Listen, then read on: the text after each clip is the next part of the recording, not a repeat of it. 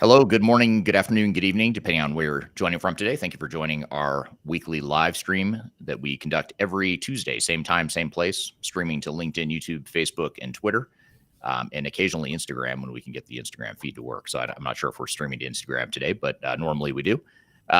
So today's topic, digital strategies to avoid ERP implementation failure.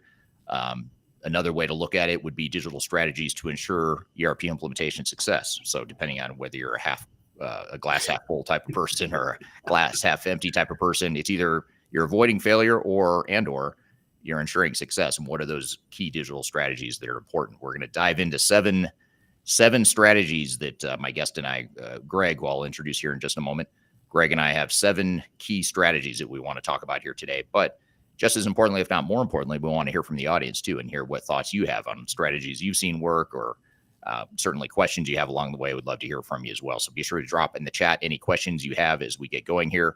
My name is Eric Kimberling. I'm the CEO of Third Stage Consulting, and Third Stage is an independent and technology agnostic consulting firm that helps clients throughout the world reach their third stages of digital transformation success. And we do everything from digital strategy and software selection, which is a big part of what we'll talk about here today, as well as implementation planning and implementation and post-implementation as well. And we're actually going to cover all of those phases of ERP implementations and digital transformations here in today's conversation. I'm going to introduce my guest in just a moment, as I mentioned, but before I do, I'd love to hear from the audience where you're joining from today. What city and country are you joining from here today? We typically draw a global community of digital transformation people that are interested in this topic. So I'd always love to hear what city and country you're joining from today. So if you don't mind just dropping in the chat where you're joining us from today, whatever platform you're listening on, that would be great and appreciated. And also, if you have questions along the way, please feel free to drop those in the chat as well. We'll be getting to those questions as we go through the conversation here today live with you. This, as I mentioned, this podcast or this live podcast format, we do every Tuesday, same time, same place. We actually take this interview, this recording from today's live discussion, and then we edit it and repurpose it and add more content to it and create a formal episode of our podcast called Transformation Ground Control. And we have new episodes of Transformation Ground Control that come out every Wednesday, which you can find streaming to LinkedIn, YouTube, Facebook, and Twitter, as well as to audio podcast platforms. You can also just go to transformationgroundcontrol.com to see all the different ways you can listen and watch to the show, including past episodes. All 160 plus episodes that we've done of that show you can find at transformationgroundcontrol.com. So be sure to check that out. And thank you for being part of the live production of this podcast here today. So our guest today is here to discuss digital strategies to avoid ERP implementation failure. And Greg Benton is the Chief Strategy Officer here at Third Stage Consulting, which not coincidentally is the same company I work for. So Greg, thanks for being here today. Not coincidentally, and thanks for having me here today, Eric. And, it's really remarkable that over the last 20 plus years, we've been looking at all aspects of this continuum that we have for digital transformation success as separate pieces. And now in today's world, in today's podcast, we're actually going to be talking about how all of those pieces need to fit together. As you stated, really bringing that into a successful implementation and deployment of your digital transformation strategy. And really looking forward to getting the audience feedback too on what we've seen in our careers all the way along and what we're making really the core of what we do with our clients in the community right now. So let's get started. Yeah, absolutely. Love to jump into it. And before we do, though, before we sort of dive into some of those strategies for implementation success / avoiding implementation failure, depending on how you want to look at it, tell us a little bit about yourself, your background, as well as your role here at Third Stage. Well, my role here at Third Stage is Chief Strategy Officer, but that really means that developing the strategy and obviously the strategy, but really how we deploy a digital transformation journey for a client. So starting from the very beginning with strategy and selection up front, making sure that we can get the most out of the implementation and really just the rollout to the people, the process, and the technology side of whatever business or organization that we're working with. And so it's very gratifying for me in the last 20 years that I've been able to do this for, I don't know, at last count, probably 40 to 50 implementations of ERP systems. I've seen ERP really evolve into more digital enterprise operations that includes multiple platforms coming together and the interoperability of those platforms to really conclude a digital transformation for an organization and return the expected benefits of that new system to them. So that entire continuum has really been my role here at Third Stage. Yeah, and we're going to cover that whole continuum here today in today's discussion. In fact, you and I were talking before we went live here today that this is almost like the beauty of this conversation and this topic is it's almost like our water cooler talk here in the office. And we do have a water cooler. Exactly. We literally have a water cooler and we literally stand around it and talk about this stuff 24/7, not 24/7, but a lot. So it'll be great to kind of share this water cooler talk here with the audience. And this is a really all encompassing topic that covers, the entire life cycle of an implementation and of a digital transformation. So with that all being said, let's jump in. And what we thought we'd do is we'd cover these 7 areas that we have in mind to start. And of course, this list is probably going to grow by the time we're done. I hope it grows because we'll get input from the audience and feedback and questions and that sort of thing. And this is meant to be, I'd say, semi-sequential, although it's not perfectly sequential because so much of this stuff happens in parallel and throughout the entire project. Yeah. But to start, one of the first things that's important as far as a digital strategy that's required to be successful is to find the right technology, to choose the right software or softwares. It could be one system, it could be multiple systems. Tell us a little bit about, first of all, let me back up. You choose the wrong software and it doesn't fit your business, the odds of success are extremely low. And in fact, you could argue it's impossible to succeed when you've got the wrong software. It's just not a good fit for your organization. What are some of the things at a high level that organizations and project teams need to consider when they're evaluating software systems in the market? What are some of the things you've seen, Greg? Well, I think absolutely as a primary, they have to think about which software system or systems, to your point, is going to work with my legacy systems, with the consolidation of some of the systems that I have that make my business or my organization unique. Very often it's not a single software system or platform that's going to answer all questions, but there is probably a best fit out there.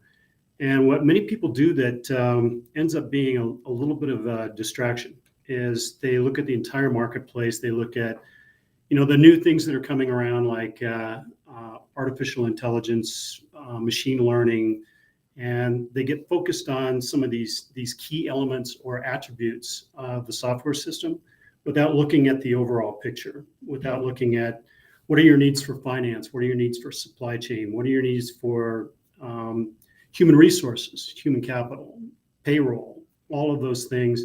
They all need to fit together, right? So choosing the right system requires preparation of the organization to really look at where is this going to benefit all work streams, all areas of the organization. As a go forward look at really just narrowed down to 2 or 3 primary candidates that won't drag the organization to its knees through a decision process. There's also got to be a cultural fit with the software organization. You need to make sure that the roadmap for that organization matches what your business imperatives are going to be over the next 5 and 10 years. So looking at a small window to pick something that has some really flashy technology is a mistake that many organizations make, and they do that from a technology standpoint, right? Instead of looking at the entire people, process, technology kind of continuum. So that's where we see a lot of people starting off on the wrong foot.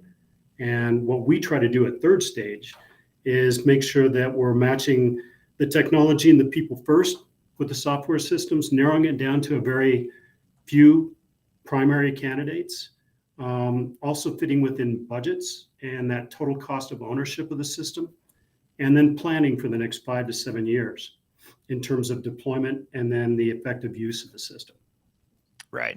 Yeah. Very, very well said. And I think, one of the things that I've seen in the last few years, and curious to get your feedback, Greg, and the audience feedback too, is that, 20 years ago, 25 years ago, when I first started doing this, when organizations would go through a software selection, typically you'd hone in and focus on the big names, the names that you recognize, like SAP. Nowadays you look at S4HANA from SAP, or you look at Microsoft Dynamics 365, Oracle Fusion, sort of those big names that we've all heard, or most of us have heard. But the question I have for you, Greg, is that sort of shifted here in the marketplace. Those are still the big names. Those are still the big incumbents with the majority of market share. But we're seeing a lot of smaller but very viable software options that are good alternatives to sort of those big names, the traditional incumbents, and curious to get your thoughts on that. How do other, maybe lesser known software and technology providers fit into this overall market as it continues to evolve? Well, you've got the large ERP systems that you mentioned, Infor, SAP, Oracle, Workday, more recently with Workday. But also there's Epcor, IFS. There are a number of ERP systems that are up and coming and are really pulling together cloud native applications that really do a lot of the things that the big organizations do, but they may be more focused by industry, right? So getting back to the point where it needs to match your business model, it needs to match what you're looking at from a technology standpoint, but it also needs to match your people and your processes. And so pulling in some of the smaller organizations in your decision making really matches up with the entire strategy that you're putting together for the organization. There are also, we talk about best of breed. We also talk about, consolidation of some of the old legacy applications you may be running that need to operate with, for instance, UKG or Salesforce or any other of the platforms that are out there that are handling aspects of your business that need to continue. And that interoperability piece with platforms like Palantir and Snowflake and Databricks is now possible through kind of a centralized hub for interoperability, along with some of the old legacy systems that you may be sunsetting, and then some of the new systems that you may be bringing in as a complete transition or transformation to a new software system. Right. So it's all about unified data, right? Yeah.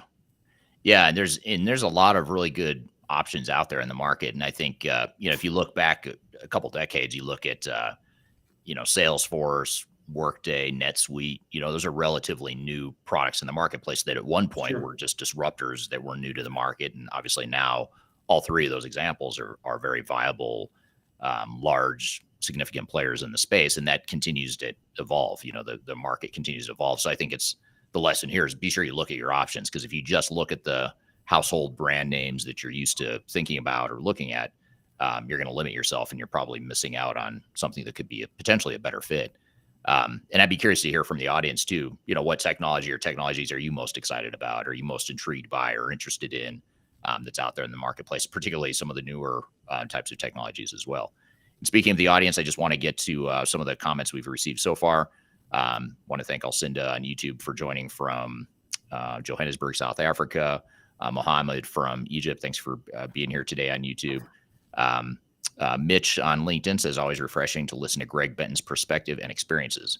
So wow, thanks, Mitch.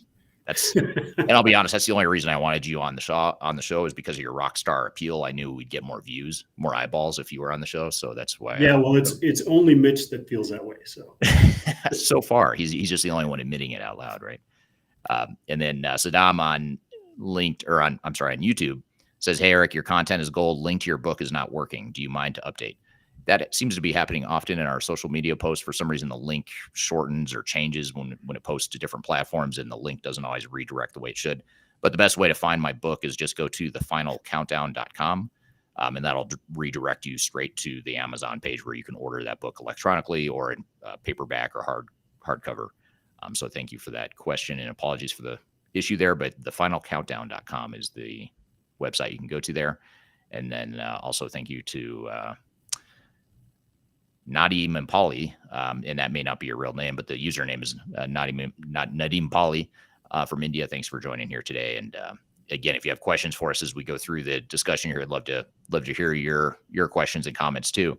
So we talked about software evaluation and selection, very high level. Obviously, we could spend the entire hour just talking about evaluating different options and what the trends are in the marketplace and that sort of thing.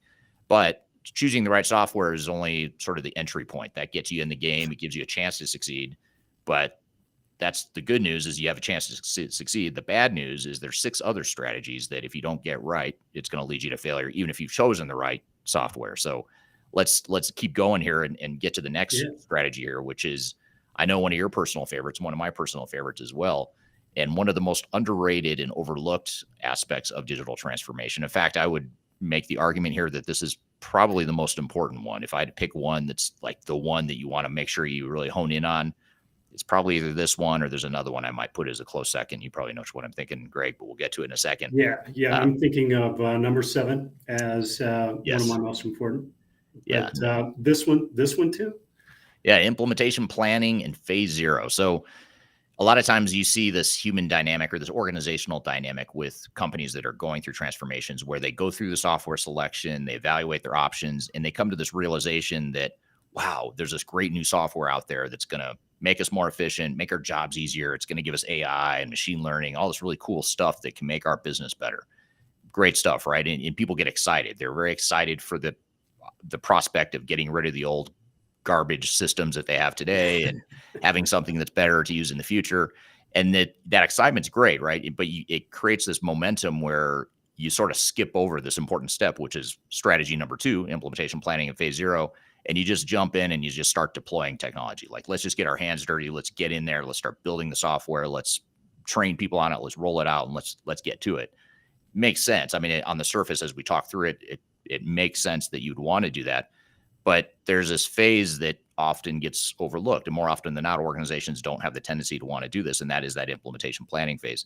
What can you tell us about phase 0 / implementation planning? What is it? Why is it so important? How would you describe it?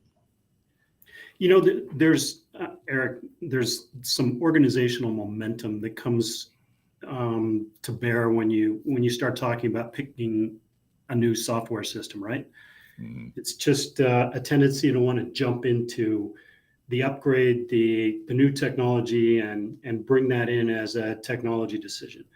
Over the last 5 years, some of the leading CTOs, CIOs, CFOs within organizations have realized that, wow, if you don't prepare the organization from both a people and a technology standpoint before you really get into that implementation, you're not going to be successful. I mean, this is, phase 0 is preceding phase 1, which is the implementation process, but it's also getting your data in order. The data cleansing, which is often completely misunderstood or ignored, becomes an important part of the implementation. As soon as you get into that phase 1, all of a sudden you realize, wow, our data is a mess. We've got duplications, we've got a whole lot of cleansing we've got to do. And now we have to go back and do that at the beginning of the implementation. It actually stretches out the implementation and the cost considerably. So prepare the organization for going forward. That also is an opportunity to get everybody on board from an organizational change standpoint. Everyone needs to know, what is in this for me? How is this going to help me in my day job? How is this going to make things easier, streamline processes, and for the organization, provide a return on investment as soon as we get through this transformation and even along the way. So establishing KPIs that you're going to look for along the way through the implementation, and then conclude with at the end of the implementation and the stabilization phase, which we'll talk about in a minute. But all of that is prepared up front, right? So the phase 0 is a critical part of this whole process. Yeah, absolutely. And a lot of times organizations think, well, if I do this phase zero thing that you're talking about, Greg, it's going to slow down the project. If I spend, say, 2 or 3 months getting my resources mobilized, getting a detailed and accurate Yeah. project plan in place, getting my change strategy in place, mapping out my high level business processes so I have a blueprint to start with when the system integrator comes in. Yeah. You start thinking about all the stuff and you think, wow, if that takes me, say, 3 months to do, that's 3 months behind schedule.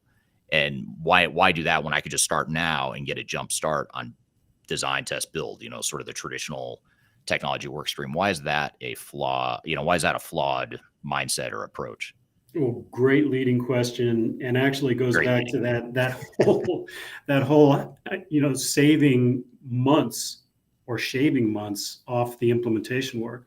When you actually get the implementation team in for that design, build, and implementation work that's going forward, that's a very expensive and intensive part of the implementation work, right? It's requiring a lot of the organization's staff time. It's requiring, and then very often you also find out that what you designed as really your core project team and staffing is inadequate once you get into the implementation. So you have to hurry up, find out how you can restaff, how you can give people back some of their their time so that they can manage both the implementation work as well as their day jobs. And the data is not prepared to go into the system for the design work to take place. You delay getting into systems integration testing and some of the things that need to occur along the implementation path. And so it lengthens that very intensive, very expensive implementation process. So it's really not adding time to the process. It's really an integral part of what needs to happen in order to get to a successful implementation. And it is the topic of our discussion today, right? That's that water cooler piece. Yeah. Yeah. Yeah, exactly. Anyway. Well, we have a guest that's going to be on the show here, and I think in 2 or 3 weeks. His name is Dr. Hans Moldner, and he's a professor at University of Antwerp. And I met him while I was in the Netherlands a couple weeks ago. And fascinating guy. I had an interview with him on video that'll be on my YouTube channel, but I'm also going to have him on this podcast here in a couple weeks. And one of the things he found in his research is that the number one cause of implementation delay and implementation project budget overruns are what he calls decision latency. And so, in other words, companies that can't make decisions quickly are the ones that struggle with finishing on time and on budget. And they're the ones that end up, spending twice as much as expected or whatever the overrun is. And when I dig into it and ask him, well, what is decision latency? What does that mean? It's basically the ability for organizations to make decisions quickly and commit to those decisions. And he talks about how in his research that the companies that even make imperfect decisions, but they make them quickly, those are the ones that are more likely to succeed versus the ones that feel like they have to get it perfect and get it right and they take forever to make a decision. And the reason I bring this up is because implementation and planning in phase zero is a good way to get everyone aligned and on the same page with what is it we're doing here with this project? What's the overall direction? What is our business process blueprint going to look like? And I'm not talking about a business process blueprint the same way a software vendor or a technical implementer is going to think about it. They're thinking about how do I build software? What I'm talking about is more the business architecture. How's our business going to look in the future?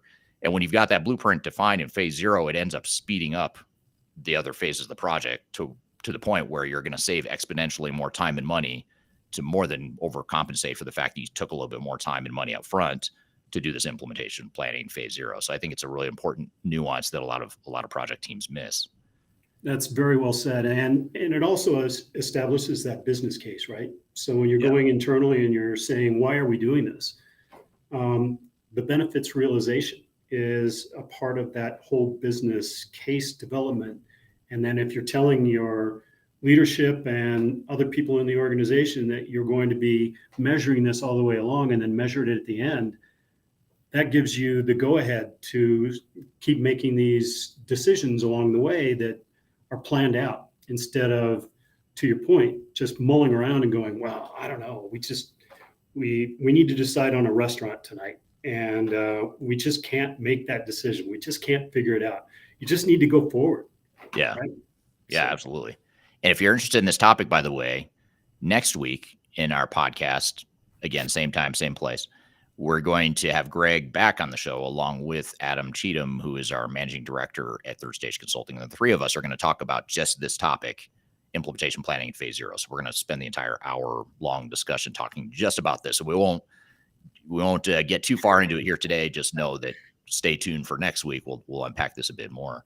And I want to turn to the audience before I move on to the next topic here, just real quickly.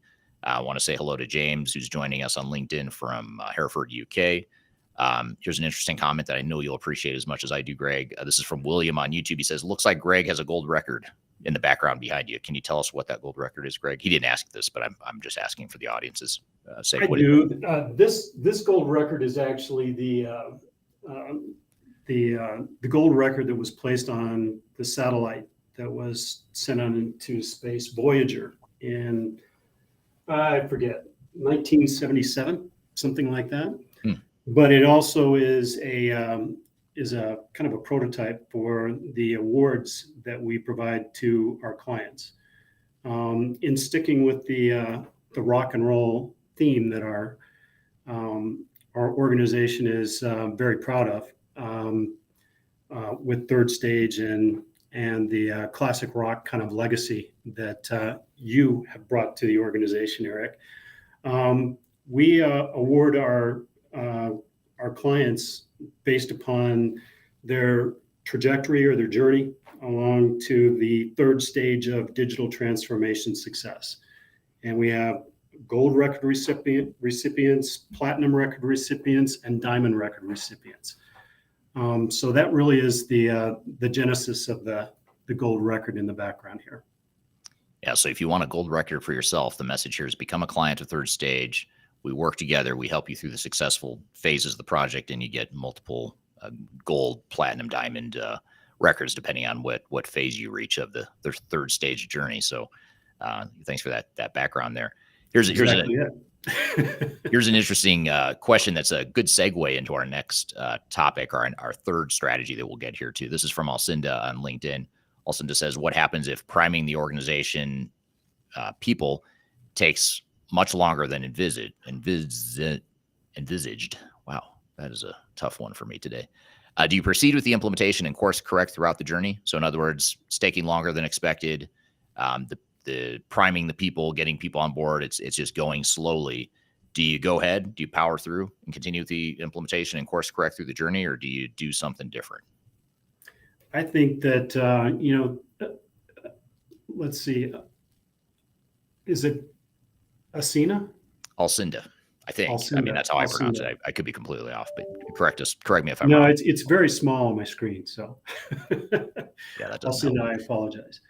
No, I think that you brought up something that I think we want to discuss in terms of the 7 steps that we're talking about today to implementation success or to avoid failure.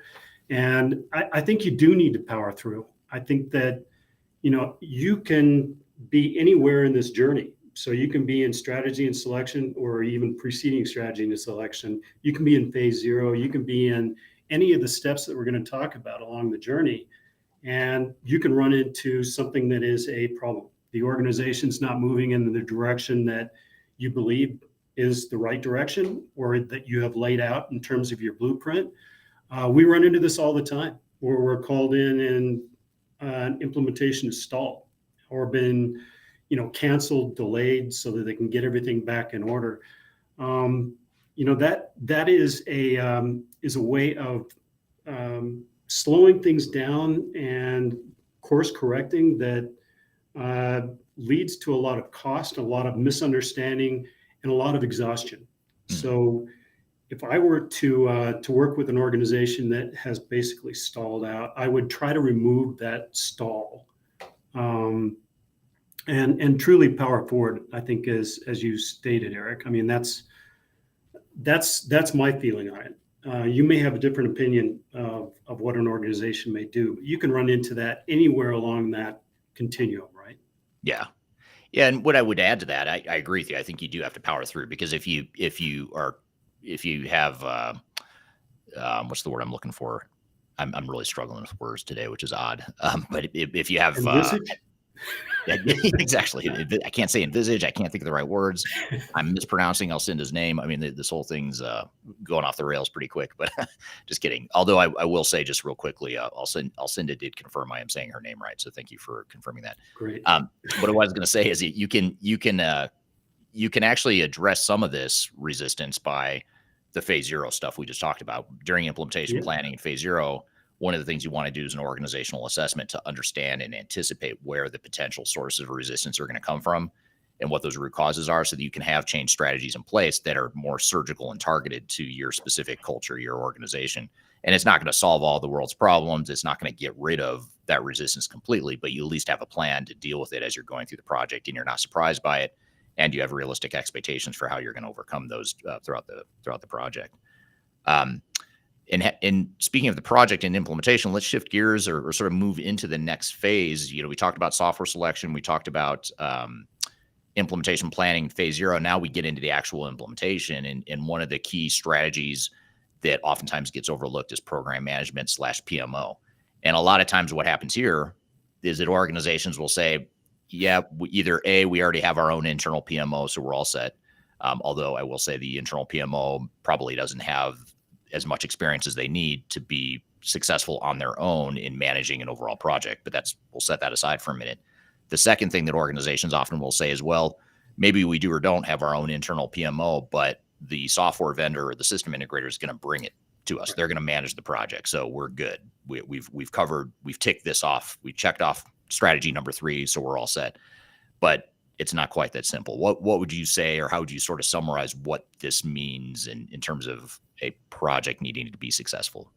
I think you just identified the two things that we see very often, either an internal PMO or a dependence on the software vendor and the systems integrator for moving the project forward.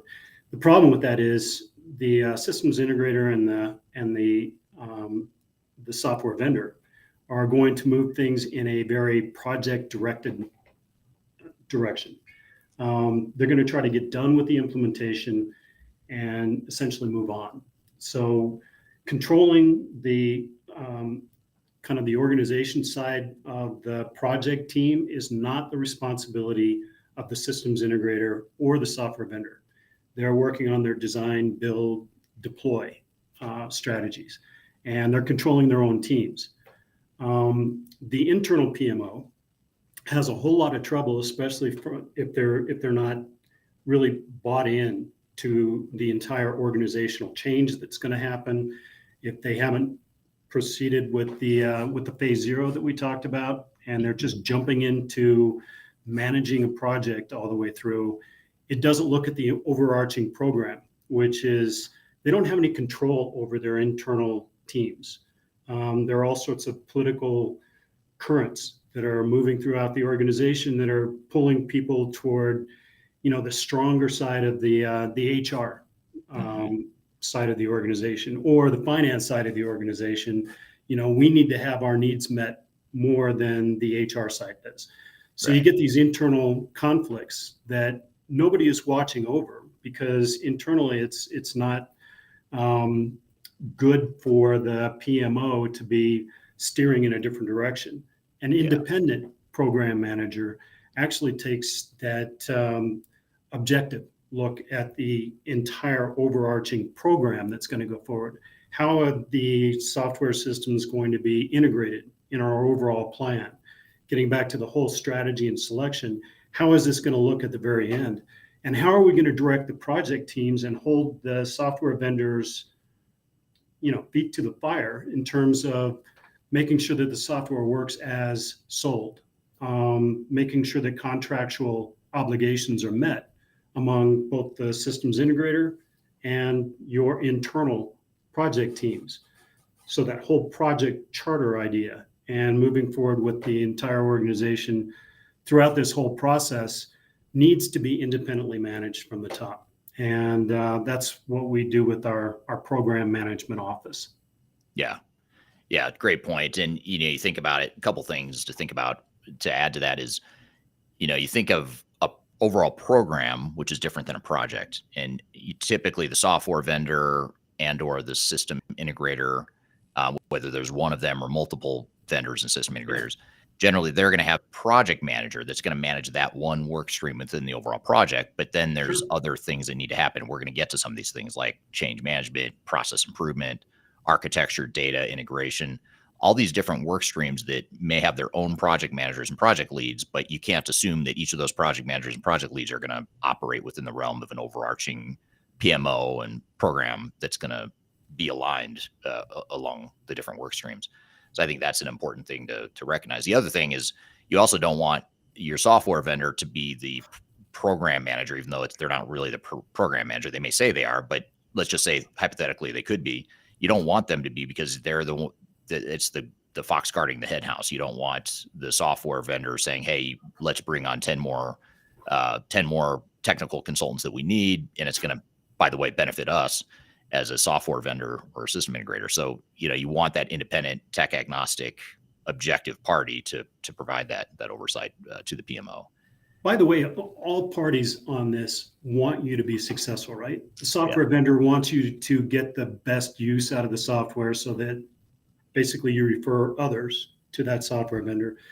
The SI wants to make sure that you're satisfied with the implementation and that you go on to effective use of that system. Internally, your project teams want everything to succeed. It really helps if you have that program management piece on top of everything, making sure that everything fits together and that all partners in this journey are successful together. And that's really what it is. It's not pulling different pieces and different factions together and making them work.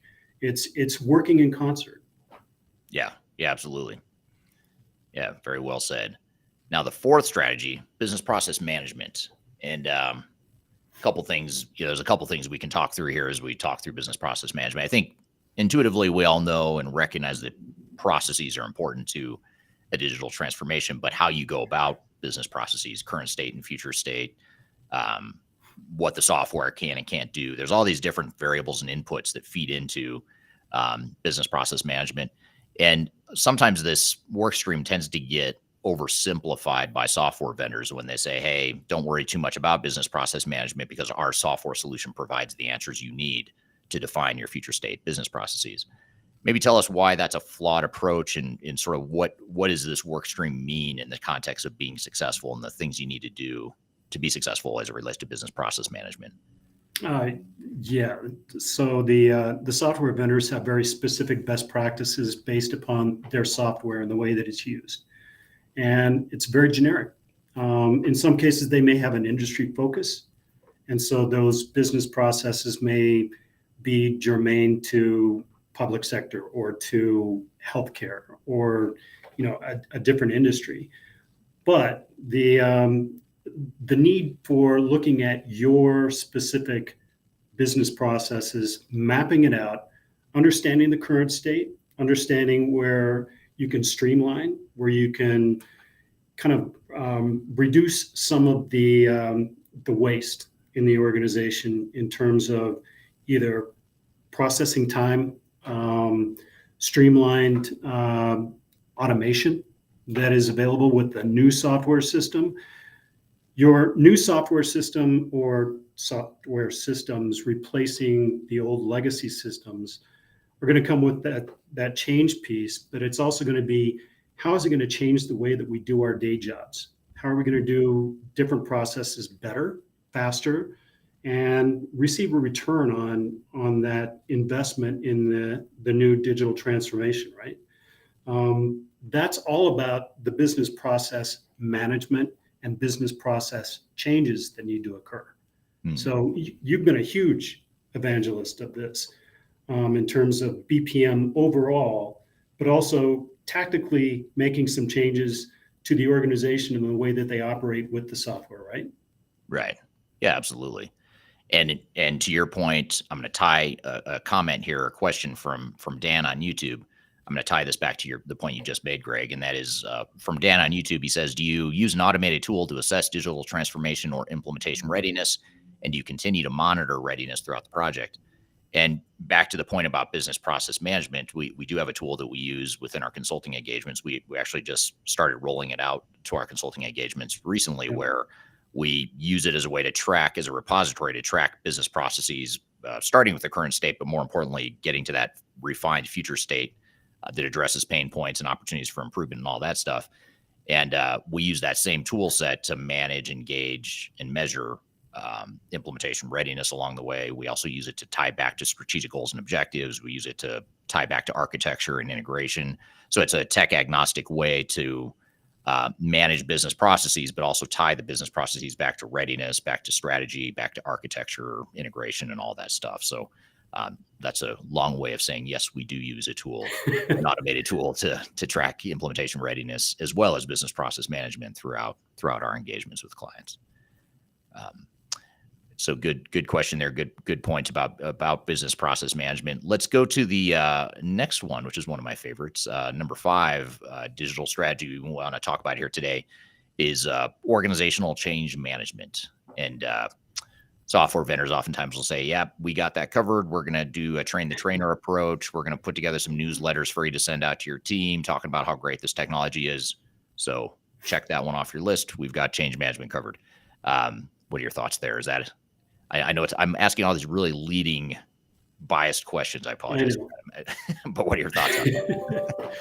Well, another plug for a tool set and a methodology that we employ, which is third stage digital adoption. The organizational change management really requires that you understand from almost a survey standpoint where you're going to run into pockets of resistance with regard to implementing new processes, new software systems along the way, and really just kind of heat mapping that out so that you know where you need to focus on getting change agents to really bring along some of the pockets of resistance in terms of moving the organization forward into the digital transformation that you have envisioned, right? So it's nobody stopped by my desk and asked if I wanted to go on this journey. So you've got to find a way of having everyone's voice heard. And that's kind of the core of organizational change management. The digital adoption piece is really a very specific training regimen that is dedicated and customized for that client's business processes.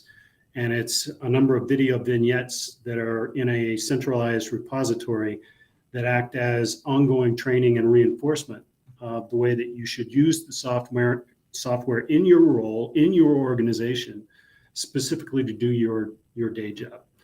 And all of those go hand in hand as the overarching organizational change management. OCM has been a core part of our DNA all the way from the beginning of your career. So no one better to see how this has worked in terms of digital transformation success than you, Eric. Yeah. And it's I think it's important to recognize that no matter how excited the organization is, and back to the point we were talking about earlier about that momentum and the excitement that people have, especially early in a project, no matter how excited they are, rest assured that excitement will start to wane, and that excitement will start to transition into more resistance. Not because people are ill-willed or nefarious or they want to sabotage the project. It's usually not that. That's actually pretty rare. We don't see that a lot in projects. What's more common though is, yeah, I'm on board, I'm excited, but I really, really don't want you to take away that spreadsheet because I've mastered that spreadsheet. And if you take that from me, that's a problem, but everything else is great. I mean, all the other changes we're talking about are great. Just that one spreadsheet though, just don't do that.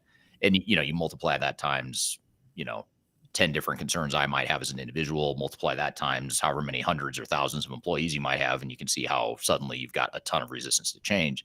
And that's usually what it is. It's that unintentional, below the surface sort of resistance that you've got to overcome. And so change management is important. And one of the best ways to dig into this is to do an organizational assessment that I mentioned before, ideally during implementation planning in phase 0, so that you understand what's below the tip of the iceberg. What is that? What are those sources of resistance likely to be? just to give you an example, I mean, a lot of times we'll work with organizations that are very excited for the project. People are on board. Executives sort of think, hey, change management is really not going to be that difficult. Everyone's telling me how excited they are and they're all ready to go. They're volunteering to be on the project, all this good stuff. But then what happens is you see, in an example, you'll see an organizational readiness assessment where people don't collaborate. There's a lack of communication between departments. And you think, okay, well, that's fine. The new system's going to handle that.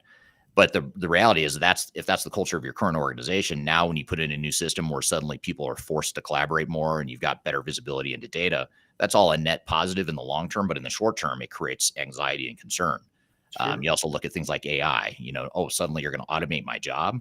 You're going to automate half my job. Well, what does that mean to me? What does that mean to my job? And so people start to flip, not because they're bad people or because they don't get it. It's because, in some ways they don't get it. They don't understand what they need to understand. And so that's why the change strategy is so important to understand what are the sources of resistance and how can we overcome it and anticipate what the resistance is along the way. Well, I think you've also pointed out the dovetail between these 7 when we get done steps. Yeah. Really, this is going back to phase 0 and organizational preparedness. So yeah, absolutely. Here's a really good question that I don't want to wait on just because it's so relevant to everything we've talked about so far. And this is from Alcinda on LinkedIn. I notice Alcinda's bouncing between YouTube and LinkedIn, so it's interesting. I'm curious which one she's actually watching on, but not that it matters, but I'm just curious. So Alcinda says, I would have expected to see the mapping of the current state, streamlining of processes, and identifying opportunities to optimize to take place before selecting software. What are your thoughts there? We didn't really talk about this. So you didn't miss anything else. We didn't really get into this in any sort of detail. But when we talk about business process management, future state versus current state, all that stuff, how much do you do sort of as part of your selection process versus what you would do in part of your implementation planning in phase 0? If you can get the organization to understand the need for business process management, business process optimization in the very beginning, that's a great time to do it. And also it can help you map to the right software system, right? Mm-hmm. Understanding your business processes, understanding your current state, and what the software can do to take you to the future state. What we see most often, though, is that even all the way through the implementation, organizations really haven't taken the time or the effort to map out their current state and then match it to what the software is capable of in the future state. I'm working with several clients right now that we're just embarking on the business process management piece, and it's after the implementation. So anywhere along the journey, if you can do it up front, absolutely. If you can get the organization to buy into that business process management, I would say, that's a forward-thinking organization. What often happens, though, is it needs to come in one of the next steps we'll talk about, and that's optimization. That's getting to the successful use of the new software system. So it's kind of both. I don't know if that's a specific answer to Alcinda, but it really is wherever you need it along the journey. That's where you can find the support for the business process management piece. What do you think, Eric? Yeah, I totally agree. I think, in a perfect world, if the stars align this way and you can get that buy-in that you're talking about, Greg, if you can do as much of that process work up front before you select the software, it's just going to ensure that you have a better vision of what it is you want and you're trying to get out of new technology. And it's also going to ensure that you evaluate the systems against those criteria. And it also, the more work you do around business process up front, it's sort of like a mechanism to give you control and ownership and buy-in into the overall project rather than deferring too much to a third-party software vendor or technical implementer. Instead, if you come in with a mindset of we've got our future state defined, at least at a high level, obviously you don't know what transactions you're going to use, what screens you're going to use because you don't know the technology yet, but you do know how you're going to run your business and how you want to run your business, how you want people to do their jobs and collaborate, what pain points you want to automate, all that stuff. Most organizations have a good sense of that. So if you can define as much of that as you can up front, that business process blueprint gives you, it really arms you and equips you to take ownership of the project, which is a big problem with projects or with implementations in general, where organizations don't have ownership and they defer and outsource too much to the software vendors and the system integrators. And they want you to, by the way, they're encouraging you to do that because they make more money. They can close the deal faster if you don't take the time to do business processes up front. So they're going to do things to pressure you to not do the things that slow down their sales cycles. But those things that slow down their sales cycles are the ones that are better for you long term. And so you have to, you have to know how to navigate that dynamic there. What are your thoughts, Greg?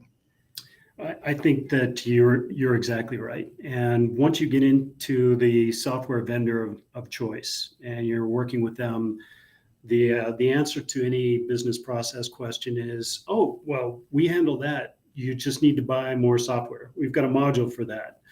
So if you can avoid getting down that path, I think that's awesome.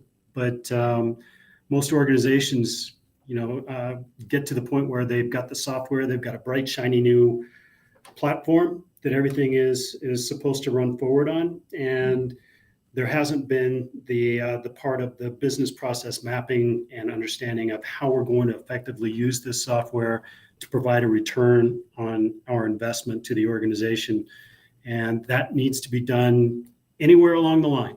So it can be done during implementation. It can be done after implementation. It's best done before, but as you stated, it's very difficult to get the organization to buy into spending a great amount of capital on, looking at the business process mapping. It's not completely understood at that point. Yeah, absolutely. Well said. Now, we've got a few minutes here, and I want to make sure we get to these last two because they're really important. But number 6 on our 7 digital strategies to avoid ERP implementation failure, go live and stabilization. What can you tell us about this? We've had a couple big clients that have just gone live recently in the last few weeks. Yeah. So we've got some good battle wounds and stories from those recent go lives on different platforms. But what can you say about go live and stabilization? Why is it important? What should we be thinking about? And I will say, who you are out there. They're probably listening right now. I'm sure they're listening right now. Love that they're listening. But the go live is something that we're aiming for all the way along, right? We're going through the implementation. We're going through all of the steps that we described up until this point. Go live seems to be, the conclusion of all of this work, everything that everyone's put in. Everyone's celebrating, jumping up and down, saying, "Yeah, we're live, we're live, we're live." The stabilization piece is over the next couple of months. I mean, software vendors and systems integrators call it hypercare, right? So it's the post go live situation where you're looking at how are we going to make sure that we answer all the issues, that we conclude the training and the effective use of the software going forward among all of our people, that we make sure that payroll goes out, that we make sure that everything happens with regard to the way that our business needs to operate post go live. We call that period stabilization because it is getting everyone acclimated to what it's going to take from a staffing standpoint ongoing, what it's going to take from a resource perspective, both in working with the software vendor and as the systems integrator rolls off or the implementation team rolls off, who's going to support that internally? How are we going to build our organization to handle the way that this is going to have to be operated going forward? And that is a very important stage. If it's not prepared for properly, go live is not successful. And, we get back to the theme of our conversation here. This is where most implementations fail. So they fail to reach the level of ongoing operations or digital enterprise operations that sustains this new software system. And we'll talk about the next step, which is getting to the effective use of that system, right? But this is a very important stage that everyone goes through, and it is the point which, determines success or failure in the implementation. Yeah, it's also not only determining success or failure, it's determining how much you're going to spend on this project. Because a lot of times organizations think, well, I'm going to spend $1 million on the implementation project, and I'm going to manage the project to ensure I finish on time, on budget, $1 million within 18 months or whatever it is. And they're so hyper focused on hitting those metrics that they don't think about, well, what does the cost look like on the other side? So congratulations, you implemented for less than $1 million. You did it in 18 months, like you said you would, but we went live and now we can't ship product. We can't service our customers. We can't close the books. We can't run payroll. Those are huge costs that oftentimes dwarf the actual implementation cost. But organizations get so myopically focused on, we've got to manage to a budget. We've got to manage to a timeline. So my lesson or my thought here would be to make sure that you don't go live if you're not ready, even if it means you're delaying the project. It's not pretty. No one wants to do it. And I'm not suggesting you are too loose with that option, but there's times where it makes a lot more sense to delay a go live than it does to put your operations at risk and your customer satisfaction at risk, your employee morale at risk, all that stuff that's going to cost you a lot more longer term. Absolutely. So one last one here, the seventh strategy. I'm actually surprised we got through all seven. I was a little skeptical that you and I, we would actually be able to get through all we're seven. At the end of time, right? I know, and we are out of time. So technically we haven't really gotten through all seven yet, but in an hour. But this one is post-go live optimization. Most people sort of draw a line in the sand and say, great, we went live. Let's take a deep breath, sigh of relief. Let's go back to our day jobs and declare victory. Why is that a flawed assumption? What should we be doing after go live to optimize our results and optimize business value?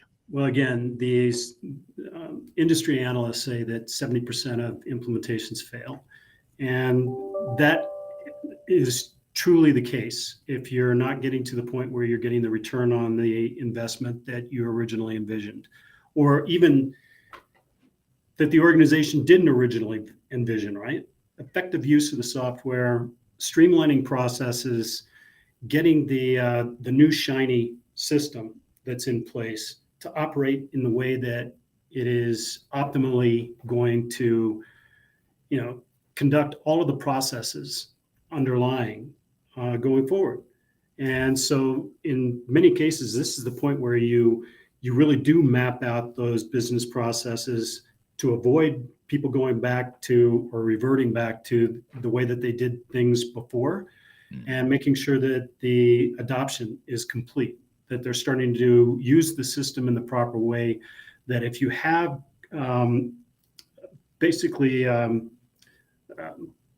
pieces of this that you can streamline or take some of the unnecessary actions out of the organization and save time, save money, save reporting. So getting away from the old customized reports and having an enterprise-wide strategy for how you funnel up information and data and operate based upon those insights that you get from the organization. All of that stuff goes into the optimization, which is post-stabilization, post-go live. Right. Yeah, absolutely.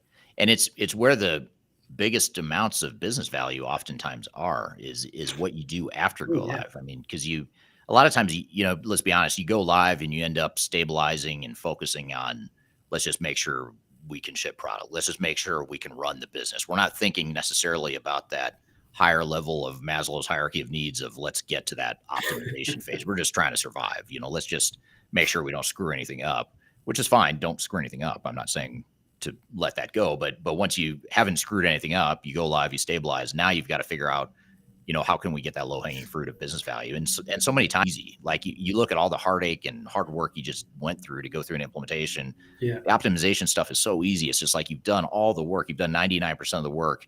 You just need to do that one last little 1% that's going to give you a huge amount of value in terms of, maybe it's just some simple refresher training, or maybe a process just wasn't quite defined right, and you just need to tweak that process. You need to reconfigure something, whatever. It's usually not like major stuff unless you totally screwed up the project. But generally speaking, it's real easy fixes. But too many organizations say, well, it's time to move on to the next phase of the project, or it's time to go back to our day jobs, and they don't really think about optimizing after the fact.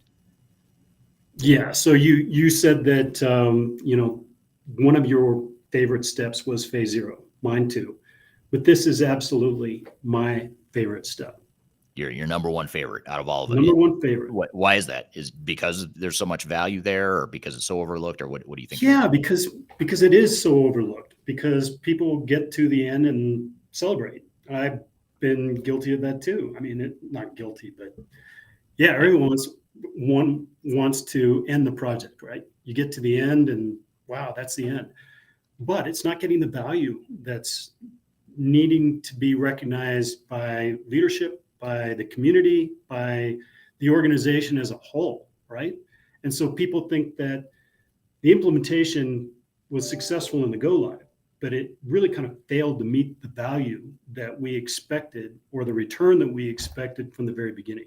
So this is closing that loop. This is bringing it full circle so that for the next 5 to 10 years, you have effective use of the new shiny system that you put in place. Yeah. That's exciting. Yeah. Right? Yeah. Super exciting. Yeah. It's very cool. Yeah. So, I mean, I'd love to keep going on this, and we will at some point in the future, but we're next week. Time. Yeah. Next week. Yeah, that's right. You'll be back next week talking about plug. Shameless plug. Next week, you'll be back, and you'll be with Adam Cheatham and myself. We're going to talk about the phase 0 stuff in a lot more detail. And speaking of shameless self-promotion, only because someone in the audience asked how to get my new book, The Final Countdown. I've got a copy of it right here, the hardcover copy. You can get it by going to the Final Count. Oh, yeah, Greg's got one too. We've all got them here in the office. It's required reading here, but it's mainly because I need to pad my sales on Amazon, so I require everyone in the company to read it. So you can get at least a few dozen additional sales there. But Final Countdown is my new book that just came out late last year. You can get that at thefinalcountdown.com. You can also just search for it on Amazon. So be sure to check that out if you're interested. And want to thank everyone for being here today. Thank you, Greg, for being here today. Back to back here 2 weeks in a row. Really appreciate it, and look forward to next week's conversation as well, where we'll dive into phase 0 and implementation planning in a lot more detail. So thank you for being here today. Absolutely. And thank everyone for all the comments. Look at all the comments. Yeah, great comments and questions. Thank you for all the great engagement here and questions and comments. Again, this podcast or this interview will get polished up, edited. We'll add more content to it. Becomes part of the Transformation Ground Control podcast episode that comes out a week from tomorrow. If you go to transformationgroundcontrol.com, you can see all the different places you can listen and watch to that podcast. So you were part of the live production here today. Thank you for helping me make the podcast episode here today. It makes it a lot easier when we've got great audience participation like this. We do these live interviews, same time, same place every Tuesday. Be sure to join us next week, where we'll talk about implementation planning phase 0. Hope you'll have a great week, and we'll see you next time on our Transformation Ground Control podcast. Take care, everyone.